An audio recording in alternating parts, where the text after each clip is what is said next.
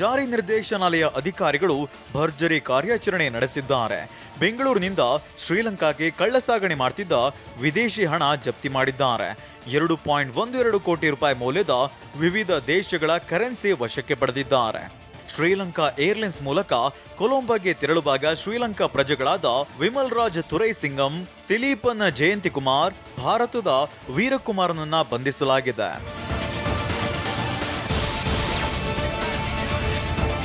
ಬೆಳಗಾವಿಯ ಸುವರ್ಣ ವಿಧಾನಸೌಧದ ಬಳಿಯ ಹೆದ್ದಾರಿಯಲ್ಲಿ ಪೆಟ್ರೋಲ್ ತುಂಬಿದ ಟ್ಯಾಂಕರ್ ಪಲ್ಟಿಯಾಗಿದೆ.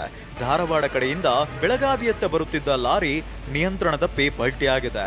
ಟ್ಯಾಂಕರ್ ವಾಹನ ಪಲ್ಟಿಯಾದ ತಕ್ಷಣ ಸ್ಥಳಕ್ಕೆ ಆಗಮಿಸಿದ ಅಗ್ನಿಶಾಮಕ ಸಿಬ್ಬಂದಿ ಹೆಚ್ಚಿನ ಅನಾಹುತ ತಪ್ಪಿಸಿದ್ದಾರೆ. ಮುಂಜಾಗ್ರತಾ ಕ್ರಮವಾಗಿ ಹೆದ್ದಾರಿ ಬಂದ್ ಮಾಡಿ ಕ್ರೇನ್ ಮೂಲಕ ಲಾರಿ ಮೇಲೆತ್ತಲಾಗಿದೆ. ಬೆಂಗಳೂರಿನಲ್ಲಿ ದಿಢೀರಂತ 2 ಅಂತಸ್ತಿನ ಕಟ್ಟಡ ವಾಲಿದ್ದು ಒಳಗಿದ್ದವರು ಬಚಾವಾಗಿದ್ದಾರೆ. ಇನ್ನು ಹುಬ್ಬಳ್ಳಿಯ ಅಂಗನವಾಡಿ ಆಹಾರ ಅಕ್ರಮ ಸಂಬಂಧ ಇಬ್ಬರು ಸಸ್ಪೆಂಡ್ ಆಗಿದ್ದಾರೆ. ಈ ಸುದ್ದಿಗಳನ್ನು ನೋಡೋಣ ಸಮಗ್ರ ನ್ಯೂಸ್ ಟಾಪ್ನಲ್ಲಿ. ಬೆಂಗಳೂರಿನ ಜೀವನ್ ಭೀಮಾನಗರದ ತಿಪ್ಪಸಂದ್ರದಲ್ಲಿರೋ 2 ಅಂತಸ್ತಿನ ಕಟ್ಟಡ ವಾಲಿದ್ದು ಒಳಗಿದ್ದವರು ಸ್ವಲ್ಪದರಲ್ಲಿ ಬಚಾವಾಗಿದ್ದಾರೆ. ಕಟ್ಟಡದ ಪಕ್ಕದಲ್ಲಿದ್ದ ಮನೆ ಕಟ್ಟಲು 20 ಅಡಿ ಆಳಕ್ಕೆ ನೆಲ ಅಗೆಯಲಾಗಿತ್ತು. ಇದರಿಂದ ಈ ಕಟ್ಟಡದ ಗೋಡೆಗಳು ಸಡಿಲಗೊಂಡು ಕಟ್ಟಡ ವಾಲಿರೋ ಆರೋಪ ಕೇಳಿ ಬಂದಿದೆ. ಸದ್ಯ ಹಿಟಾಚಿ ಮೂಲಕ ಕಟ್ಟಡ ತೆರವು ಕಾರ್ಯ ಆರಂಭವಾಗಿದ್ದು ಜೀವನ್ ಭೀಮಾನಗರ ಪೊಲೀಸರು ತನಿಖೆ ನಡೆಸುತ್ತಿದ್ದಾರೆ. ಅಂಗನವಾಡಿ ಮಕ್ಕಳ ಆಹಾರ ಅಕ್ರಮ ಕೇಸ್ಗೆ ಸಂಬಂಧಿಸಿದಂತೆ ಇಬ್ಬರು ಅಧಿಕಾರಿಗಳ ತಲೆದಂಡವಾಗಿದೆ. ಹುಬ್ಬಳ್ಳಿಯ ಮಹಿಳಾ ಮತ್ತು ಮಕ್ಕಳ ಕಲ್ಯಾಣ ಅಧಿಕಾರಿ ಹುಲಿಗೆಮ್ಮ ಕುಕನೂರ, ಸಿಡಿಪಿಒ ಮುತ್ತಣ್ಣನನ್ನ ಸಸ್ಪೆಂಡ್ ಮಾಡಲಾಗಿದೆ. ಕರ್ತವ್ಯ ಲೋಪದಡಿ ಇಬ್ಬರು ಅಧಿಕಾರಿಗಳ ಅಮಾನತು ಮಾಡುವಂತೆ ಸಚಿವೆ ಲಕ್ಷ್ಮೀ ಹೆಬ್ಬಾಳ್ಕರ್ ಸೂಚಿಸಿದ್ದಾರೆ. ಅದರಂತೆ ಈಗ ಸಸ್ಪೆಂಡ್ ಮಾಡಲಾಗಿದೆ. ಬೆಂಕಿ ಹೊತ್ತಿ ಹನುಮಾನ್ ದೇವಸ್ಥಾನ ಸುಟ್ಟು ಕರಕಲಾಗಿದೆ. ಬಾಗಲಕೋಟೆ ಜಿಲ್ಲೆ ಬೀಳಗಿ ತಾಲೂಕಿನ ಸೊನ್ನ ಗ್ರಾಮದಲ್ಲಿ ಘಟನೆ ನಡೆದಿದೆ. ಶಾರ್ಟ್ ಸರ್ಕ್ಯೂಟ್ನಿಂದ ಬೆಂಕಿ ಹೊತ್ತಿದೆ ಎನ್ನಲಾಗಿದೆ. ದೇವಸ್ಥಾನದೊಳಗಿನ ಲಕ್ಷಾಂತರ ಮೌಲ್ಯದ ವಸ್ತುಗಳು ಸುಟ್ಟು ಭಸ್ಮವಾಗಿದೆ. ಕೂಡಲೇ ಸ್ಥಳಕ್ಕೆ ಬಂದ ಬೀಳಗಿ ಅಗ್ನಿಶಾಮಕ ದಳ ಸಿಬ್ಬಂದಿಯಿಂದ ಬೆಂಕಿ ನಂದಿಸುವ ಕಾರ್ಯ ನಡೆದಿದೆ.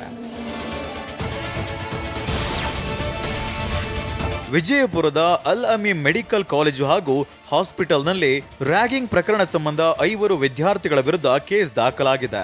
ಜಮ್ಮು ಕಾಶ್ಮೀರ ಮೂಲದ ಹಮೀಮ್ಗೆ 5 ಸೀನಿಯರ್ಗಳು ರ್ಯಾಗಿಂಗ್ ಮಾಡಿದ್ರು. ಈ ಸಂಬಂಧ ಮೋದಿ, ಅಮಿತ್ ಶಾ, ಸಿಎಂ ಸಿದ್ದು, ಡಿಸಿಎಂ ಡಿಕೆಗೆ ಟ್ಯಾಗ್ ಮಾಡಿ ಟ್ವೀಟ್ ಮಾಡಲಾಗಿತ್ತು. ಈ ಬೆನ್ನಲ್ಲೇ ಇದೀಗ ಕೇಸ್ ದಾಖಲಿಸಿ 5ರನ್ನ ಬಂಧಿಸಲಾಗಿದೆ. ಎಸ್ಎಸ್ಎಲ್ಸಿ ಪಿಯುಸಿ ವಿದ್ಯಾರ್ಥಿಗಳಿಗೆ ಬಿಎಂಟಿಸಿ ಗುಡ್ ನ್ಯೂಸ್ ನೀಡಿದೆ. ಪರೀಕ್ಷೆ ಬರೆಯಲಿರುವ ವಿದ್ಯಾರ್ಥಿಗಳಿಗೆ ಬಿಎಂಟಿಸಿಯಲ್ಲಿ ಉಚಿತ ಪ್ರಯಾಣಕ್ಕೆ ಅವಕಾಶ ನೀಡಲಾಗಿದೆ.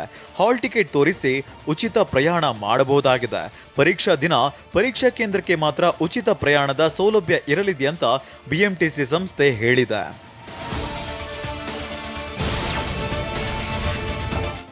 ಛತ್ರಪತಿ ಶಿವಾಜಿ ಜಯಂತಿ ಹಿನ್ನೆಲೆ ನಿನ್ನೆ ರಾಜ್ಯದ ಹಲವು ಜಿಲ್ಲೆಗಳಲ್ಲಿ ಅದ್ದೂರಿಯಾಗಿ ಆಚರಿಸಲಾಯಿತು.